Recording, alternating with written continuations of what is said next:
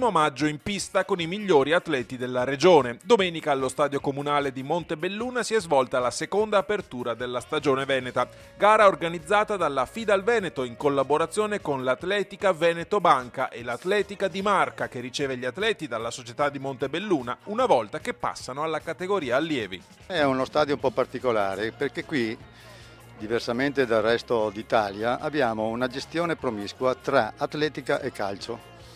Troviamo difficilmente una situazione così. Però lavoriamo in armonia e abbiamo una convenzione dove ognuno, atletica e calcio, ha i propri spazi e i propri orari.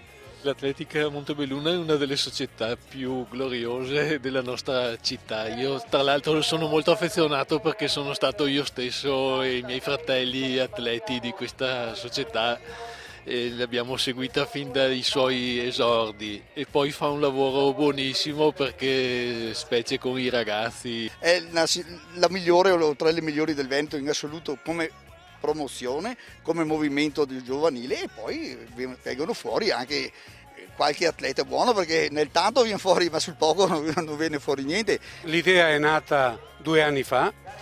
Siamo nati come Atletica di Marca stabilendo una collaborazione tra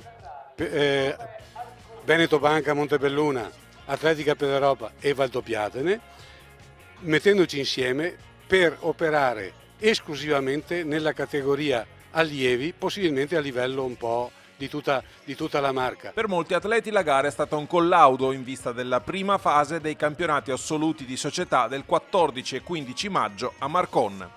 17 le gare in cartellone, 8 maschili e 9 femminili. La parte centrale del pomeriggio ha visto in pista gli atleti dei 200 metri. Tra le ragazze 11 serie per un totale di circa 60 atlete. La vittoria è andata ad Anita Pezzolo di Assindustria Padova nella categoria assoluta, mentre tra le allieve a vincere è stata Martina Zerbinati con il terzo tempo assoluto. Tra i maschi addirittura 16 le serie in gara per un totale di circa 90 atleti.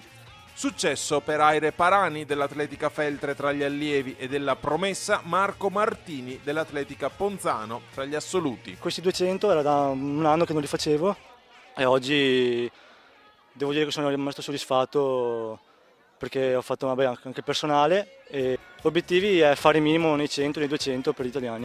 Sono contenta perché è un bel tempo e spero di poter migliorare, penso di poterlo fare, quindi sono ancora più contenta. Punterò soprattutto sull'individuale e abbiamo una buona staffetta 4x400, farò anche 400. In pedana, spazio al salto in lungo sia maschile che femminile. Bella gara tra le allieve dove grazie ad un rush finale l'atleta di casa Nicole Gaetan ha avuto la meglio sulla Ceschi Berrini del CUS Padova. Tra le assolute invece prima piazza per Elena Salvetti dell'Atletica Lodigiana, seconda Marzia Gaudenzi di Assindustria Padova. All'ultimo salto per 2 centimetri ho vinto, dai.